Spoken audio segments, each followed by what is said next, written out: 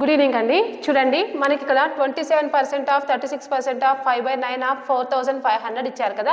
So ఇలాంటి problems ఇచ్చినప్పుడు అంటే ఏంటంటే ఇక్కడ చాలా చూడండి, ఇక్కడ 27% ఆఫ్ 36% ఆఫ్ 5/9 ఆఫ్ ఇలా ఉంది కాబట్టి చేయడం చాలా హార్డ్ అనుకుంటారు, బట్ కాదు, చాలా అంటే వెరీ వెరీ ఈజీ. చూడండి, ఇక్కడ 27% ఇచ్చారు కదా. సో 27% అంటే 27/100 రాసుకోవాలి.